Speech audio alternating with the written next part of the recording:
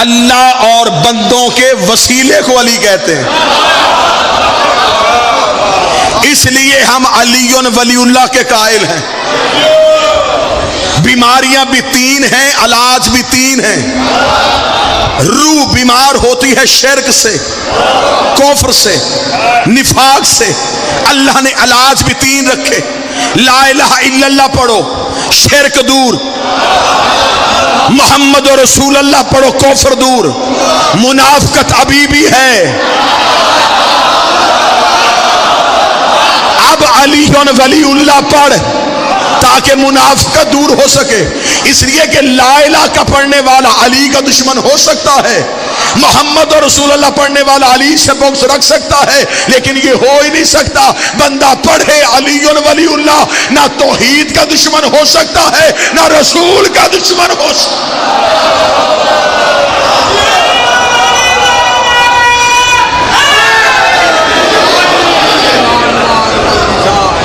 بسم اللہ بسم اللہ۔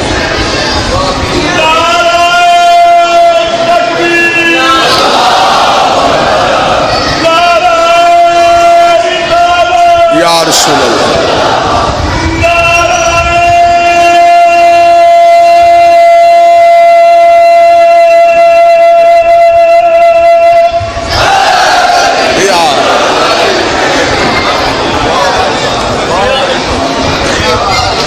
توجہ صاحبان ہے، حکم ہو گیا ہے بھائیوں کا، تو اب میں بڑی جلدی وہ سرکار ابو الفضل عباس کا خطبہ انہوں نے حکم دیا ہے، مکمل خطبہ تو نہیں، پہلی 2 سطریں سرکار کی پڑھوں اور سعید اور سلام بادشاہ کی دہلیز میں ہو۔ پہنچے ہیں حسین مکہ، اللہ کا گھر علی کا گھر ہے، اللہ وہ عبادت قبول ہی نہیں کرتا جو علی کے بغیر کی جائے۔ جہاں جہاں ہلکی چہرے کی رونق گرمی کی وجہ سے خراب ہے تو میں دعا کرتا ہوں میرا مولا تمہیں قیامت کی گرمی سے بچا کے رکھے، اور اگر فضائل علی یا ولایت علی کی وجہ سے چہرے کی رونق خراب ہو رہی ہے تو پھر میری دعا ہے کہ قبر میں بھی یہی چہرہ علی کے سامنے آ جائے۔ مجھے بادشاہ علی کی عزت کی قسم ہے، علی چھوڑ کے بندہ مصلی پہ جائے مصلی لعنت کرتا ہے، علی چھوڑ کے بندہ قرآن پڑھے قرآن لعنت کرتا ہے، علی چھوڑ کے بندہ حج پہ جائے کعبہ لعنت کرتا ہے، علی چھوڑ کے بندہ نبی کے قریب جائے رسول اللہ۔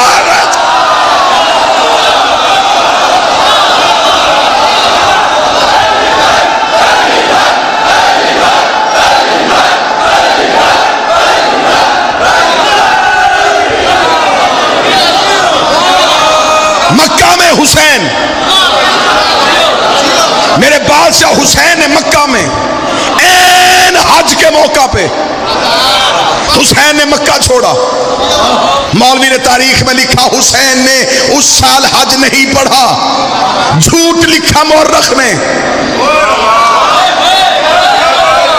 میں پھر جملہ کہنے لگا، مورخ نے لکھا اس سال حسین نے حج نہیں پڑھا، لکھنا یہ چاہیے تھا اس سال حاجیوں کا حج نہیں ہوا۔ جس بندے نے تائید کر لیا، میں 12ویں کی بارگاہ میں درخواست گزار ہوں، میرے مالک انہوں نے تیرے دادے کے حق میں ہاتھ اٹھایا ہے، ان کا یہ ہاتھ تیرے مقدمے بطور گواہ کے درج ہو۔ جو بندہ پریشان ہے وہ مجھ سے اپنی مرضی کا وقت لے لے، مجھے اپنی مرضی کی جگہ بتائے، تیری دی ہوئی جگہ پہ نہ ہو تو میری ولادت میں فرق ہے، تیری دی ہوئے مسند پہ نہ ہو تو پھر میرے تخم میں فرق ہے۔ مجھے علی ولی اللہ کی قسم ہے، مرضی کے مولوی سے قرآن کی حاشیے میں لکھوا کے دو، جن حاجیوں نے حسین کو چھوڑ کے حج پڑھا تھا کیا ان کا حج ہوا تھا؟ کہتے نہیں ہوا تھا۔ اب میرا سوال ہے کیوں نہیں ہوا تھا؟ کہتے اس لیے کہ اس حج میں حسین نہیں تھا، اس حج میں حسین نہیں تھا۔ مندرہ والا کا غدیری مجمع میرا ساتھ ہے تو میں مولوی کی جھونپڑی کو آگ لگاؤ، اور جس حج سے بیٹا چلا جائے حج نہیں ہوتا، نماز سے باپ چلا جائے۔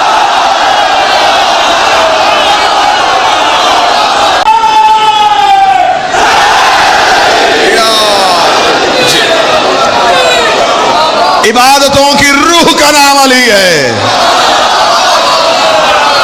وہ کون سا نجف ہوتا ہے جہاں علی نہیں ہوتا؟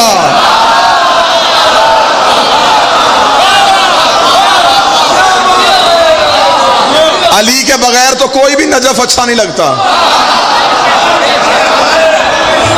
نجف ہوتا ہی علی کی وجہ سے ہے، کعبہ ہے تو علی کی وجہ سے، عبادتیں ہیں تو علی کی وجہ سے۔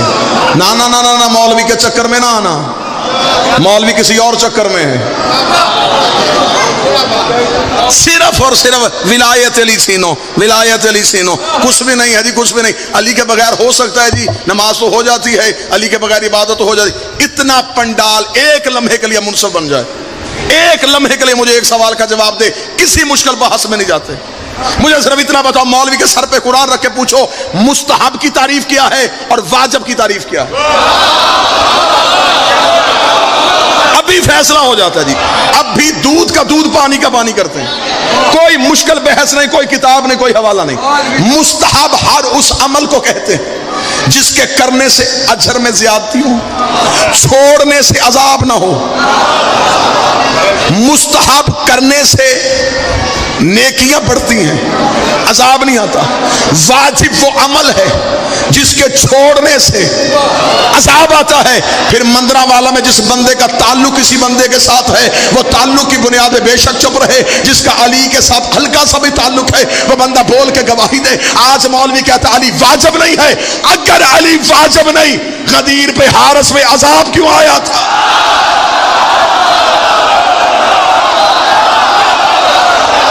حارس پہ عذاب کس لیے آیا؟ صرف ولایت علی کے انکار کی وجہ سے۔ اور کھڑا وہ کہا تھا نبی کے پہلو میں، اللہ نے وہیں پہ پتھر بھیج دیا، جبکہ خدا نے وعدہ کیا ہوا تھا کہ جہاں محمد ہو وہاں عذاب نہیں آتا۔ خدا نے حارس کے سر پہ پتھر مار کے بتایا وہ لا الہ کا دشمن تھا، یہ علی ولی اللہ کا۔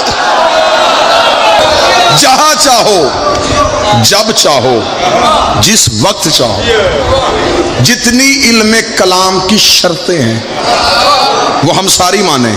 مناظرہ، مباہلہ، مکالمہ، مقاتلہ۔ تو مجھے حجت کے منکر کی معافی قرآن سے دکھا۔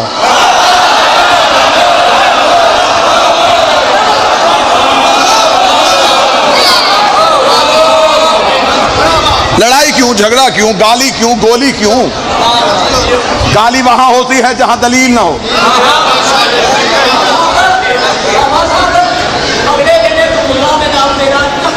اچھا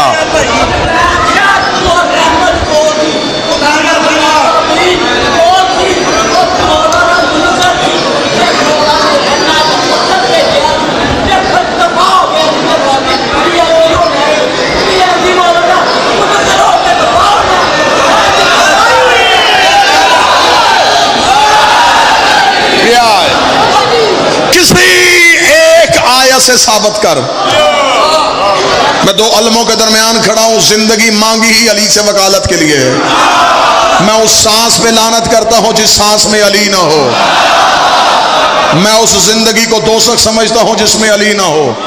مجھے بادشاہ حسین کی عزت کی قسم ہے، خدا ہر منکر معاف کر سکتا ہے، خدا حجت کا منکر معاف نہیں کرتا۔ پہلے منکر سے لے کے غدیر میں آخری منکر تک اور آج کے منکر ولایت علی تک، جتنے منکروں کا انجام کہو گے میں قرآن سے دکھانے کے لیے تیار ہوں۔ سب سے پہلا ابلیس تھا جس نے حجت کا انکار کیا تھا۔ اس کے پاس 5 دن کی نمازیں نہیں، اس کے پاس 10 سال کی نمازیں نہیں، اس کے پاس 50 سال کی نمازیں نہیں۔ حیات القلوب علامہ مجلسی علیہ رحمہ 6.5 لاکھ سال کی عبادت، 50 ہزار سال کے سجدے، عبادتوں کی گٹھڑیاں، نمازوں کے ٹوکرے، اور اس نے حجت کا انکار کر دیا۔ خدا نے کہا تیرے پاس نمازیں کتنی ہیں؟ اس نے کہا 6.5 لاکھ سال کی۔ خدا نے کہا ساری کی ساری لعنت میں بدل گئی ہے، ساری کی ساری لعنت میں بدل گئی ہے۔ خدا نے ساری نمازیں لعنت میں تبدیل کر دی۔ خدا نے اپنے گھر سے کہا فخرج لعنت الی یوم الدین، تو نکل جب تجھ پر قیامت تک مسلسل لعنت رہے گی۔ اس نے اللہ کا انکار نہیں کیا تھا، اس نے انکار کیا تھا حجت کا۔ آؤ اللہ کی بارگاہ میں جا کے پوچھے میرے مالک تو رمضان کے مہینے میں ہمیں تو معاف کر دیتا ہے، تو لیلۃ القدر میں ہمارے گناہ تو سن لیتا ہے، لیکن تو نے ابلیس کا ایک جرم معاف کیوں نہیں کیا؟ خدا نے کہا اس لیے معاف نہیں کیا کہ حجت بھی پہلی تھی، منکر بھی پہلا تھا۔ حجت بھی پہلی تھی، منکر بھی پہلا تھا۔ اگر اسے معاف کر دیتا، کل کو بڑے بڑے منکر نمازوں کے ٹوکرے اٹھا کے میرے دروازے پہ آ جاتے کہ اسے بھی معاف معاف کیا تھا ہمیں بھی معاف کر دے. میں اسے لعنتی بنا کے بتا رہا ہوں, جب میں صفی اللہ کا منکر برداشت نہیں کرتا تو علی ولی اللہ. اس در کے گداؤں پہ یہ خاص کرم ہے, ہم لوگ گنہگار ہیں, غدار نہیں ہیں. بادشاہ حسین نے کہا عباس کعبے کی چھت پہ آ. کعبے کی چھت پہ آ کے عباس خطبہ دے. سخی عباس سے پہلے بھی دو ہستیاں کعبے کی چھت پہ آئی تھیں. ایک خود حضرت بلال آئے تھے, اور آج تک مولوی نے جھوٹ بولا ہے بلال توتلا تھا, بلال کے لہجے میں لکنت تھی, اس لیے صحابی اعتراض کرتے تھے. عقل تسلیم کرتی ہے جس کی دہلیز کی خاک چاٹنے سے گونگے کو شفا مل جائے.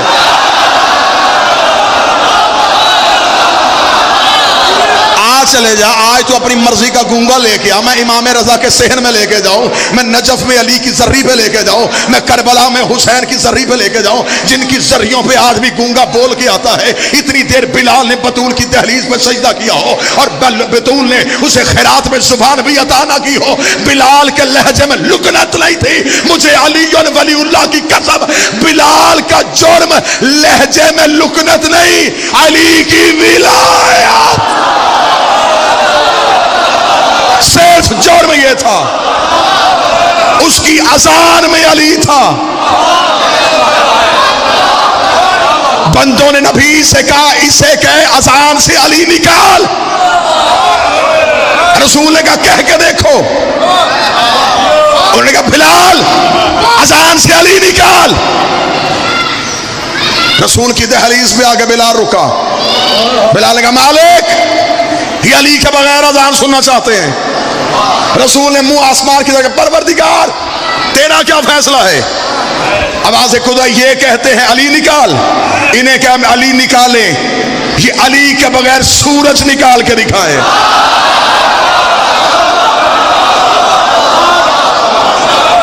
سورج تو طلوع ہی علی کی وجہ سے ہوتا ہے.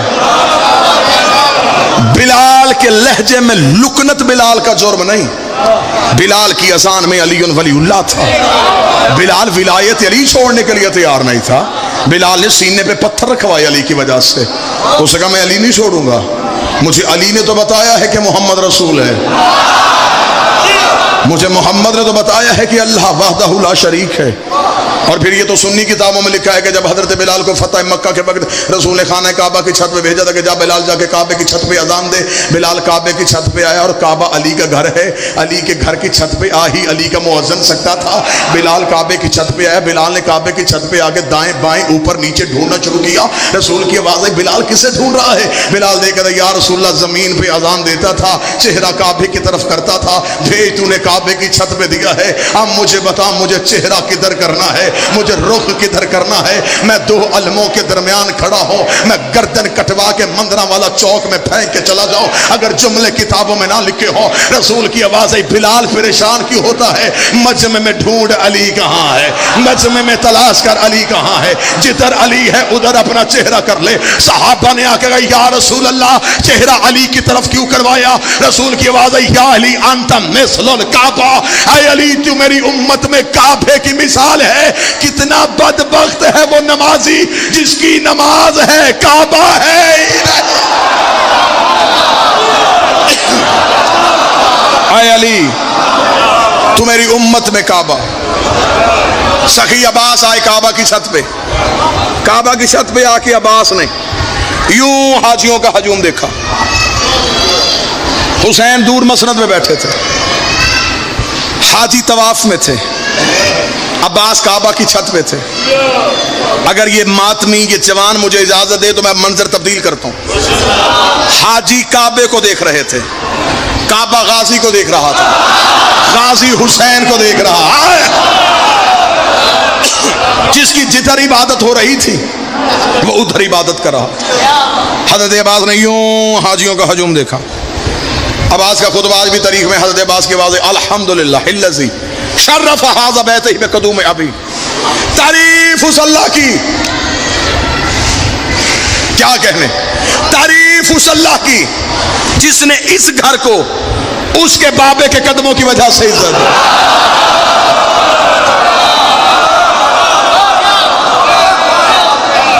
تھوڑی قدر بڑھاؤ تو میں سخی کا خطبہ پڑھوں، جملے میری خطابت کے تو نہیں، جس کے علم کے نیچے بیٹھ کے اولاد مانگتے ہو۔ وہ عباس بول رہے ہیں تعریف اس اللہ کی جس نے اس کے بابے کے قدموں کی وجہ سے اس گھر کو عزت دی۔ من کان بیت العام سے اصبح قبلۃ، یہ صرف گھر تھا، اسے قبلہ ہم نے کیا ہے، یہ صرف گھر تھا، اسے قبلہ ہم نے کیا ہے۔ جملے حضرت عباس کے نہ ہو، پوری زندگی یہ نوکر منبر پہ آنا چھوڑ دے۔ حضرت عباس نے یوں ہزاروں حاجیوں کے ہجوم کو دیکھا، عباس نے مسکرا کہا ایھا الکافرۃ والفاجرہ، او کافرو، او فاجرو، اوے کافرو، اوے فاجرو، اوے کافرو، اوے فاجرو۔ مجمع چپ ہو گیا، جملے میرے نہیں، سخی عباس ان سے کہہ رہا او کافرو، او فاجرو۔ مولا کن سے کہہ رہا ہے؟ مولا یہ تو حاجی ہیں، مولا یہ تو نمازی ہیں، مولا یہ تو گھر سے غسل کر کے آئے ہیں۔ عباس کہا میں نے کعبے کی چھت میں کھڑے ہو کے انہیں کافر کہہ کے بتا دیا ہے، جن کے دین سے حسین نکل جائے وہ کعبے میں بھی کافر ہو کے کھڑا ہوتا ہے، وہ اللہ کے گھر میں بھی کافر ہو کے آتا ہے۔ جملہ کہنے کے بعد عباس کہا تم کیا سمجھتے ہو تم نے حسین کو حج سے روکا؟ اگر وہ چاہے کعبہ اوڑھ کے حسین کے قدموں میں آ جائے۔ اتنا کہنا تھا کعبے کی دیواریں ہلی، حسین نے مسند چھوڑی، حسین نے کعبے کی دیوار میں روک تجھے بچانے تو میں جا رہا ہوں۔ اتنا جملہ کہنا تھا، کعبے کی آواز آئی حسین مولا۔ عباس سے کہ خطبہ روک، اگر یہ بولتا رہا باپ نے ایک دیوار پھاڑی تھی، یہ چاروں دیواریں پھاڑ۔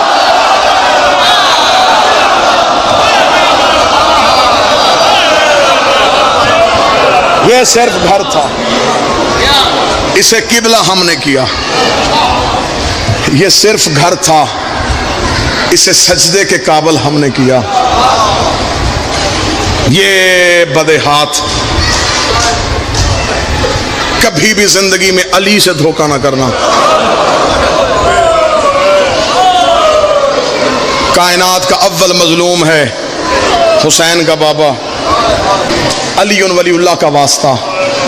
زمانہ بڑا مشکل آ گیا ہے، دنیا تم سے ہر صورت میں علی چھین رہی ہے۔ تنہا ہو جانا، گھر دے دینا، بچے مروا لینا، علی نہ چھوڑنا۔ دنیا اولاد سے علی لینا چاہتی تھی، اس علی ولی اللہ کو بچاتی بچاتی بیٹی شام کے بازار تک چلی گئی۔ آج بندے ہم سے پوچھتے ہیں کہ علی ولی اللہ کہاں لکھا ہے؟ تیرے جگر میں طاقت ہے میں تجھے حوالے لکھواؤں؟ اگر تیرے جگر میں طاقت ہے تو پیدا شیعہ ماں کے گھر ہوا ہے تو میں تجھے حوالے لکھواتا ہوں، تو اپنے ذہن میں حوالے محفوظ کر لیا۔ میں تجھے بتاؤں علی ولی اللہ کہاں لکھا ہے؟ حسن کے کفن پہ لکھا ہے، حسین کے کرتے پہ لکھا ہے، اکبر کے جگر پہ لکھا ہے، عباس کے بازوؤں پہ لکھا ہے، قاسم کی لاش کے ٹکڑوں پہ لکھا ہے، اصغر کے سوکے ہوئے حلق میں لکھا ہے، حسین کی پیشانی پہ لکھا ہے۔ کوئی سید ہو مجھے معاف کر دینا، تجھے شوق ہے علی ولی اللہ پوچھنے کا؟ ہاں میں تجھے بتاؤں، سکینہ کے رخساروں پہ لکھا ہے، زینب کی کلائیوں پہ لکھا ہے، سجاد کی کمر پہ لکھا ہے، ہر سیدزادی کے سر پہ لکھا ہے۔ تو شیعہ گھر میں پیدا ہوا، تجھے میں بتاؤں بغداد کے پل پہ پڑے ہوئے جنازے پہ لکھا ہے، قوم کی پہاڑیوں میں رونے والی سیدزادی کے برقعے پہ لکھا ہے۔ جنگلوں میں چلی گئی محمد کی بیٹیاں، بابے کی ولایت نہیں چھوڑی، دادے کی ولایت نہیں چھوڑی، رو رو کے کہتے رہی بابا شام کے بازار میں تیری ولایت کے دشمنوں نے ہمیں گھیر لیا۔